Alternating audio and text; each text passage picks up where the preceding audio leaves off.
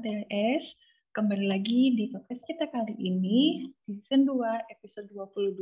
Nah, podcast kali ini akan menutup rangkaian podcast tentang healthy boundaries nih. Nah, tema kali ini adalah batasan diri ketika menjadi caregiver. Nah, sudah bersama kita di sini narasumber podcast kali ini, yaitu Dr. Balkis Nabila. Hai dokter. Halo Kak Gea. Oke, gimana nih kabarnya? Baik, Alhamdulillah. Kak Gea gimana? Alhamdulillah juga baik. Dokter dari Detox. Nah, kalau boleh tahu, Iya, Detox ini apa sih Kak? Detox ini adalah sebuah platform, kita berusaha untuk menyediakan safe space ya untuk teman-teman yang punya isu-isu kesehatan gitu, yang punya concern-concern tertentu terhadap masalah-masalah kesehatan. Kita di situ nanti berencana akan membuat komunitas di mana orang-orang di situ bisa saling sharing, kayak misalnya keresahannya itu apa aja sih gitu, dan sebisa mungkin kita akan berusaha untuk jawab gitu, karena di situ mostly orang-orang yang bergerak di situ adalah yang berkecimpung di dunia kesehatan ya, background-nya kayak gitu. Oke, oke. Masih nyambung sama psikologi juga ya dok, berarti. Iya. Hmm. Oke, di tema kali ini yaitu batasan diri ketika menjadi caregiver nih. Nah, aku pengen tahu nih, apa sih caregiver itu sebenarnya? Oke, caregiver itu sebenarnya adalah orang yang memberikan perhatian khusus ya, atau ya kayak bertanggung jawab gitu terhadap orang lain. Biasanya emang orang ini memang membutuhkan perhatian khusus itu bisa anak kecil, bisa emang orang-orang yang disabilitas, atau bisa ODGJ ataupun ODMK juga kayak gitu. Oh, oke.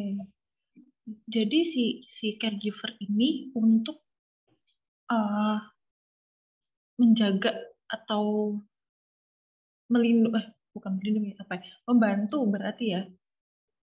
Bisa. Role-nya akan beda-beda sih pasti. Kayak misalnya tentunya disesuaikan dengan kebutuhan orang yang membutuhkannya itu ya. Kalau misalnya anak kecil, terus habis itu memang juga punya special needs gitu, pasti kan kita role-nya nggak sekedar kayak cuma ngasih makan, atau misalnya kayak kita harus bantu stimulasi juga dan sebagainya. Kalau misalnya kayak ODGJ atau orang dengan gangguan jiwa, ya mungkin kita lebih ke make sure kayak minum obatnya nih patuh apa enggak kayak gitu. Kira-kira ini lagi ada one of those episodes atau enggak kayak gitu. Termasuk ODMK gitu juga sih. Kalau misalnya orang-orang yang kayaknya ya sensitif, udah mulai ada kayak perubahan fungsi hidupnya kayak gitu, kita pasti harus bantu untuk mantau juga kayak gitu, dan kita harus ngerti juga kapan sih kira-kira dia ini emang lagi butuh perhatian khusus sampai harus kita bawa ke pertolongan yang selanjutnya kayak gitu. Oh, oke. Berarti setiap orang mempunyai treatment yang berbeda-beda ya Kak ya. Terus Mm-mm. kalau gitu, seberapa lama sih untuk mengetahui, oke nih orang ini membutuhkan treatment seperti ini, terus orang ini membutuhkan treatment seperti ini kayak gitu. Untuk itu pasti balik lagi ya, kalau nggak ada waktu spesifik, tergantung, tapi mungkin salah satu indikatornya bisa kalau misalnya orang ini udah bisa bertanggung jawab terhadap dirinya sendiri kayak gitu. Karena kan kita sebagai caregiver nggak mungkin akan selalu ada ya untuk orang ini gitu. Kita kan nggak mungkin, maksudnya berhubungan pun nggak mungkin akan kayak selamanya gitu. Pasti kan akan ada yang mau nggak mau meninggal, atau misalnya pergi entah kayak gimana kayak gitu. Jadi sebenarnya tujuannya memang mengembalikan fungsi mereka lagi agar mereka bisa bertanggung jawab, bisa merawat diri mereka sendiri kayak gitu. Oke. Terus seberapa pentingnya untuk seorang caregiver ini memiliki batasan diri? Oke, kita sebagai caregiver tuh penting banget ya punya batasan gitu. Batasan tuh kan kesannya kayak jadi batasan itu kan sebenarnya adalah posisi di mana tanggung jawab seorang caregiver itu berhenti di situ gitu. Kesannya kayak cold and distant gitu, kesannya kayak jahat, kayak lo nggak mau bantuin sampai selesai sih, sampai orangnya ini butuh, kalau orangnya butuh lo terus kayak kesannya nggak mau bantuin kayak gitu. Padahal sebenarnya batasan itu tuh diperlukan untuk membuat hubungan yang sehat kayak gitu. Batasan itu kan sebenarnya personal guideline juga ya buat kita sebagai caregiver, sebagai manusia gitu, untuk menentukan kayak orang tuh harusnya kayak gimana sih ke kita gitu. Orang tuh harusnya nge-treat kita sebagai manusia, sebagai caregiver itu kayak gimana. Batasan itu makanya penting karena kalau misalnya batasan itu nggak ada, hubungan kita sebagai caregiver dan juga antara caregiver sama orang yang kita berikan perhatiannya itu pasti akan terganggu sih. Sementara kadang kita tuh kan menjadi caregiver untuk orang-orang terdekat kita gitu ya. Bisa orang tua, bisa suami atau istri, bisa saudara, bisa sahabat kayak gitu. Nggak mungkin dong kita terus mau hubungannya jadi rusak. Nah makanya itu kita perlu banget sih batasan itu. Oke. Sampai sejauh ini, kira-kira seorang caregiver ini sudah mempertahankan si batasannya belum sih? Gimana? Sampai sejauh ini, kira-kira yang sudah yang caregiver yang udah ada, apakah sudah menerapkan batasan dirinya? Jadi kayak maksudnya sampai sejauh apa gitu ya caregiver itu harus menerapkan batasannya gitu ya? Oke, sampai sejauh mana? Oke, jadi kayak ya pastinya kalau misalnya kita sebagai caregiver, kita sebagai manusia itu udah ngerasa capek banget ya, kalau udah sampai emotional exhausted, kita sampai ngerasa kayak nggak berguna, kayaknya kok kerjaan kita nih cuma ngerawatin ini orang doang sih, kita nggak bisa ngelakuin yang lain lagi, kayak gitu. Atau kayak sampai kita juga nggak ngerasa dimanfaatin, atau bahkan itu udah ngeganggu fungsi kita sehari-hari juga gitu ya. Kayak kadang kan ada ya beberapa kondisi di mana kita tuh bangun tidur itu tuh kayak kita aduh pagi udah Senin udah harus kerja yang kayak gitu kan. Ada beberapa kondisi yang kayak gitu. Nah, ini sebagai caregiver juga bisa banget ada potensi kayak gitu gitu. Kayak kita bangun-bangun terus habis itu aduh hari ini harus ngurusin dia ya. Aduh dia hari ini bakal ngapain lagi ya yang kayak gitu sih. Jadi kita harus pay attention ke situnya gitu. Nggak mungkin kita mengabaikan diri kita sendiri juga kayak gitu. Nah, untuk itu berarti emang agak sulit juga ya untuk memiliki batasan. Kira-kira seberapa sulit sih untuk membuat batasan sebagai caregiver ini? Sulit ya pasti gitu, apalagi kayak maksudnya dengan budaya timur ini yang kayak apa-apa nggak enakan, apa-apa harusnya kayak kita dari kecil gitu kayaknya udah harus yang udah iya aja gitu, kok nggak mau sih sama ikut pergi, ayo udah ikut aja yang kayak gitu-gitu, pasti akan sulit kayak gitu. Cuma ya memang harus dilatih dan dibiasakan gitu ya, maksudnya kadang beberapa orang pun nggak ngerti gitu loh kalau misalnya batasan itu ada loh dan boleh loh gitu dan justru harus diterapkan kayak gitu. Yang penting kita harus tahu dulu sih bahwa batasan itu ada, boleh dan harus maksudnya tercipta kayak gitu. Karena kalau nggak pasti akan merugikan banyak pihaknya juga sih. Kayak dalam pihak yang dirugikan. Kalau misalnya si batasan itu nggak ada, kira-kira apa sih kayak yang terjadi sebagai si caregiver ini? Oke, kalau misalnya kita sebagai caregiver tidak menerapkan batasan itu ya kita bisa jadi rendah diri sih, kayak hal-hal yang udah aku sebutin tadi gitu. Kayak kita malah jadinya kayak ngerasa frustasi, terus kayak kita irritable gitu ya. Irritable tuh kayak misalnya ada apa dikit yang nggak serak gitu, kayak misalnya tiba-tiba ada benda jatuh gitu, lontang gitu, terus itu kayak kita udah langsung gampang marah kayak gitu. Terus habis itu kayak kita udah sampai kayak ngerasa nggak berguna, itu pasti bisa banget terjadi sih, caregiver bisa sampai ngerasa kayak gitu. Atau ya itu tadi, kita ngerasa nggak punya kehidupan lain, kita ngerasa dimanfaatin, terus kita juga jadi nggak enakan, atau kita marah karena hal-hal yang nggak bisa kita kontrol, kayak gitu. Dan itu malah bisa jadi menimbulkan masalah buat kitanya juga ya, malah sebagai caregiver nanti malah jadi masalahnya tuh untuk kita, kayak gitu. Nah, oke. Apa yang perlu kita lakukan terlebih dahulu untuk melatih si batasan diri itu sebagai untuk sebagai si caregiver ini?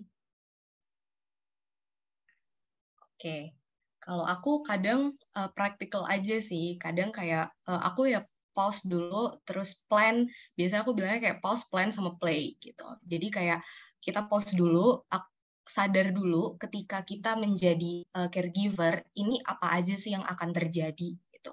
Misalnya kita akan merawat orang tua yang sakit kayak gitu, yang memang harus apa ya, memang yang untuk aktivitas sehari-harinya pun sudah berkegantungan sama kita gitu, atau yang memang di terminal illness gitu, atau misalnya memang ODGJ atau ODMK yang kita nggak tahu, benar-benar nggak tahu what to expect. Kadang mereka ini kalau bisa aja ternyata mereka lagi nggak minum obat kayak gitu, terus habis itu oke, acting out kayak gitu. Kita harus sadar dulu saat menjadi caregiver itu kita harus bisa projecting hal-hal apa sih yang paling nggak enak ya, yang pasti yang paling nggak enak yang nggak akan terjadi. Misalnya kayak kalau misalnya kasus saya tadi kayak terminal illness itu, ya bisa aja ya orangnya nanti ketika meninggal ini kita harus apa, atau misalnya untuk merawat yang ODGJ atau ODMK kayak gitu. Kalau misalnya kira-kira mereka akan melakukan sebuah tindakan yang kita nggak expect, nah itu kita udah harus siap dulu kayak gitu. Dan juga kita harus sadar personal needs kita pasti akan terkadang tuh terkesampingkan. Kayak misalnya kalau kita yaudah niatnya mau pergi deh, mau kemana, mau ngapain kayak gitu. Sewaktu-waktu itu bisa harus di cancel kayak gitu, karena memang mereka lagi lebih butuh sama kondisi kita. Nah, setelah itu kalau misalnya kita udah sadar, udah bisa proyeksiin nih hal-hal apa aja yang nggak enak, yang kemungkinan terjadi, kita harus kenal juga gitu sama diri kita. Kayak energi kita nih seberapa banyak sih, kayak kapasitas kita tuh sejauh apa. Oke, kalau misalnya mereka lagi kayak gini, kayak atau mereka lagi sakit kayak gini, kayaknya aku nggak bisa deh. Kalau misalnya tiba-tiba ternyata lemas, kayaknya kalau misalnya orang tua aku yang sakit ini tiba-tiba lemes, kayaknya aku kan nggak bisa deh benerin sendiri. Berarti aku harus bawa ke dokter saat itu, kayak gitu. Nah, tapi saat itu kita lagi mampu nggak? Kita lagi mampu nggak? Resource kita tuh cukup nggak untuk kayak gitu? Gitu. Nah, setelah itu baru kita plan. Oke, kita udah sadar yang akan terjadi nanti apa aja. Terus habis itu kita udah kenal sama diri kita.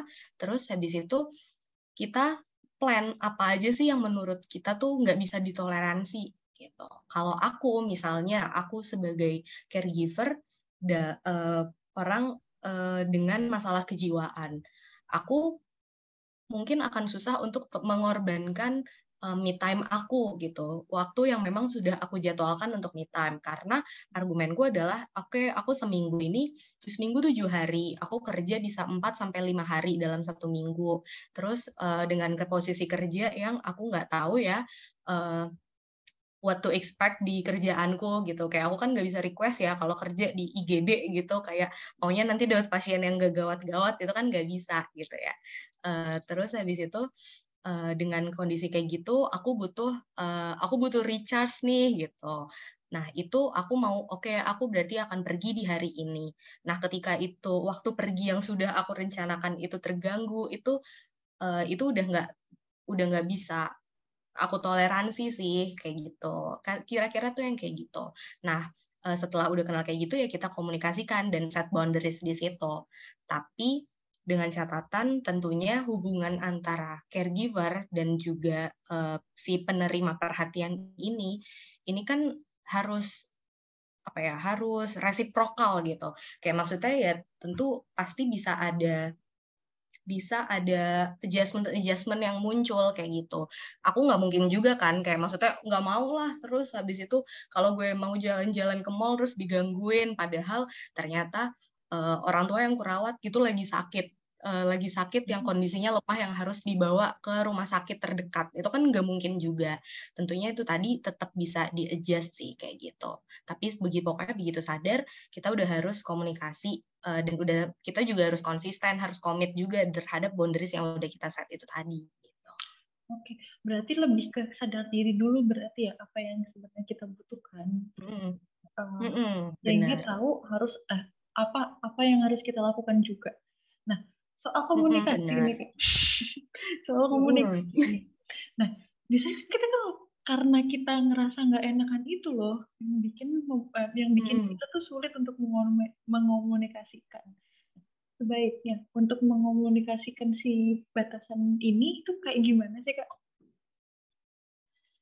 Oke, kalau aku sih biasanya aku pasti memilih untuk mengkomunikasikan itu secara langsung ya, kalau bisa. Maksudnya nggak dengan chat gitu, kayak maksudnya kalau chat itu sangat rawan ya terjadi kayak miskomunikasi. Kita kan kadang baca chat, kok nih orang nadanya ngegas, padahal sebenarnya orangnya ngetiknya biasa-biasa aja, kayak gitu. Udah gitu, dalam berkomunikasi, kita fokus terhadap apa yang kita rasakan, bukan terhadap tingkah laku dari orang lain. Ini applicable juga di banyak hal ya. Maksudnya nggak saat kita menjadi caregiver aja gitu. Kayak misalnya kita misalnya punya pacar, kita punya teman kayak gitu.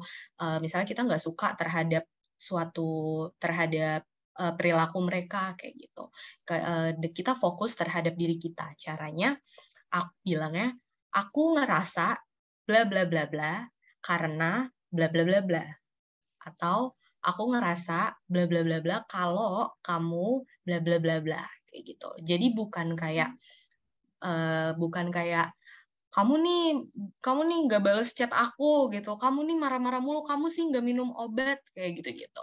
Nggak kayak gitu ya, tapi kayak kita bisa bilang kayak aku ngerasa sedih loh kalau misalnya kamu nggak minum obat, aku sedih juga ngelihat kamu kayak gitu, aku sedih ngelihat kamu yang padahal kemarin udah maju progresnya, kok sekarang kayak gini lagi, kayaknya kamu capek, yang kayak gitu-gitu. Jadi fokus ke apa yang kita rasa dulu, baru apa yang kita rasa karena tindakan itu, bukan kayak kita udah langsung pointing out orang lain karena mereka melakukan itu kayak gitu. Lebih enak juga sih didengarnya jadi dan orang yang menerima pun jadi ngerasa oke. Jadi nggak ngerasa disalahin juga ya kalau gitu ya. Nah, oke. Kalau misalnya kita udah mempunyai si boundaries itu, lalu kita ingin menjaga boundaries itu, sebaiknya seperti apa sih Kak? Kan kadang ada misalnya kita sudah orang-orang terdekat kita udah tahu nih boundaries kita apa. Terus tiba-tiba ada orang baru masuk, terus jadi kita harus mengomunikasikan lagi ya? Atau gimana caranya kita mempertahankan meskipun ada orang baru sekalipun? Berarti maksudnya kayak orang barunya ini memang butuh kita gitu untuk menjadi caregiver. Ya. Oke, kalau untuk kasusnya kayak orang baru, pasti harus tetap dikomunikasiin lagi ya, karena mereka kadang bisa aja berasumsi gitu ngelihat kita. Oh, Gea nih kayaknya ngerawat si ini gitu. Gea kayaknya perhatian banget nih sama si A. Kayaknya gue pengen deh kalau misalnya Gea kayak gitu ke gue. Itu kan asumsi dia terhadap apa yang dia lihat gitu ya terhadap hubungan kamu sama si A ini gitu. Dia kan nggak mungkin 100% tahu apa yang terjadi. Itu kan sama aja kayak parasocial relationship ya, kayak maksudnya kayak kita ngelihat orang di media sosial tuh kayak hidupnya enak banget sih nih, kayak nggak ada susah-susahnya kayak gitu. Padahal kan kita sebenarnya tetap nggak akan pernah tahu dinamikanya tuh seperti apa, dan belum tentu juga saat kita di hubungan itu tuh kita bisa cocok, itu kan nggak tentu juga kayak gitu. Jadi pastinya emang melelahkan, mengkomunikasikan boundaries itu melelahkan, menjaga komitmen untuk tetap punya boundaries itu juga melelahkan. Tapi ya itu tadi sih, itu memang kuncinya adalah di konsistensi. Kadang bisa juga kita sebagai sebagai caregiver gitu, kayak ada juga nih orang yang punya cenderung untuk kayak Messiah syndrome gitu atau superhero kompleks gitu kan, kayak yang aduh kayaknya pengen gue tolongin aja deh semua orang gitu kan, tapi ya nggak bisa juga, kita kan nggak bisa terus kayak gitu. Dan pada akhirnya kan memang tujuan kita menjadi caregiver itu untuk melatih orang itu agar bisa bertanggung jawab terhadap dirinya sendiri lagi juga kan, gitu sih. Jadi memang boundaries akan harus selalu dikomunikasikan, dan untuk menjaganya pun butuh komitmen. Nah, oke. Tadi menyinggung soal pengen ngerasa ada rasa pengen ngebantu semua orang gitu ya. Nah, kira-kira apa sih Kak godaan untuk kita itu untuk tetap sebagai caregiver untuk tetap menerapkan si boundaries si batasan diri itu?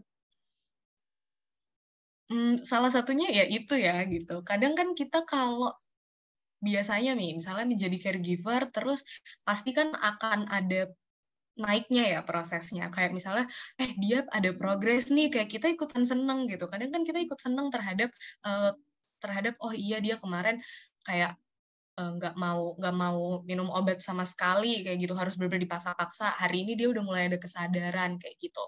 Terus habis itu begitu mereka ternyata sering melakukan itu lagi, kita tuh bawaannya tuh kayak, aduh gimana sih rasa harus kayak gitu, harus biar mereka tuh bisa minum obat terus, biar mereka bisa konsisten untuk olahraga, biar mereka pikirannya nggak semrawut, atau misalnya mereka biar bisa lebih baik lagi, nggak kebanyakan merenung aja yang kayak gitu.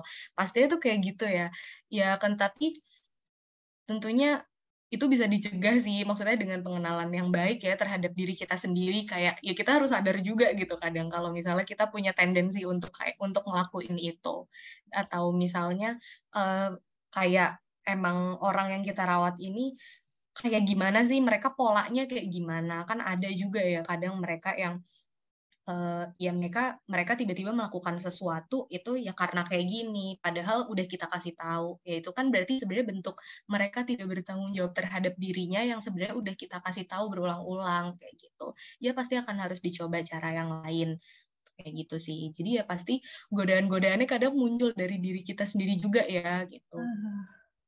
Karena ngerasa ya lagi-lagi karena ngerasa nggak enak itu dan pengen jiwa superhero-nya lebih gede. Iya, bisa banget kayak gitu.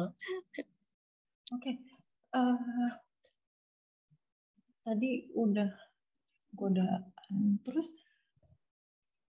berarti nggak jauh beda dengan orang-orang biasa, mungkin yang bukan sebagai caregiver itu ya Kak, untuk memiliki si batasan ini. Nah,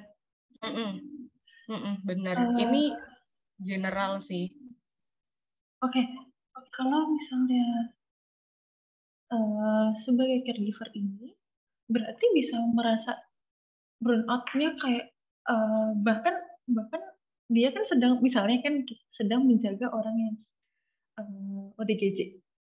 Berarti bisa juga karena dia ngerasa capek atau apa, karena ngerasa akhirnya kok semuanya jadi ke aku semua ya kayak gitu-gitu, dia juga bisa memicu untuk mental illness juga dong kalau gitu.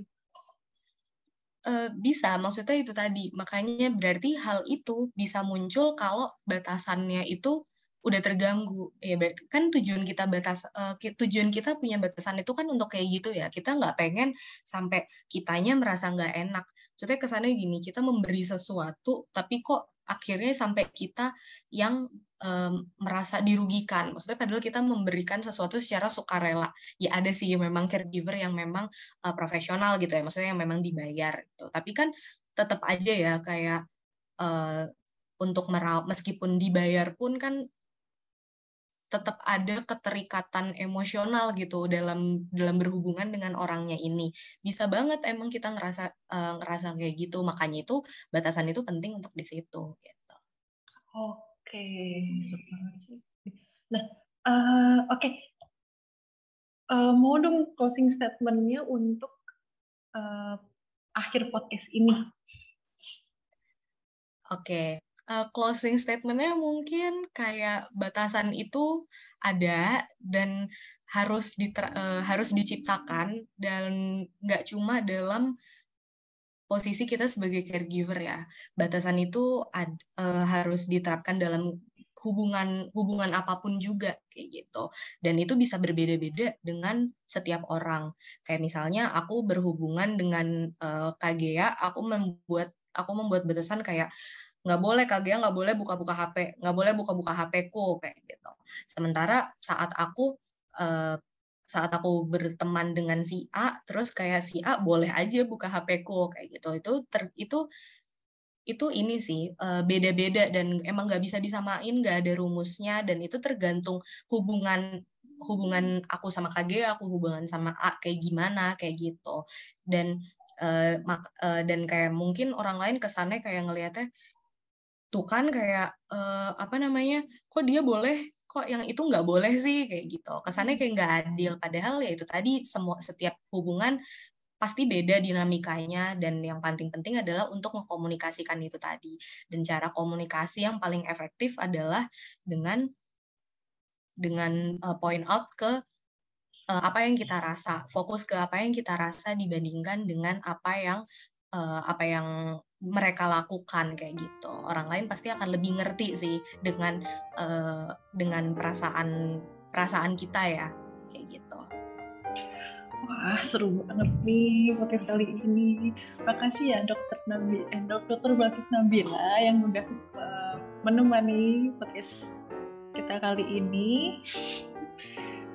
Terima kasih Sama-sama, terima kasih kesempatannya.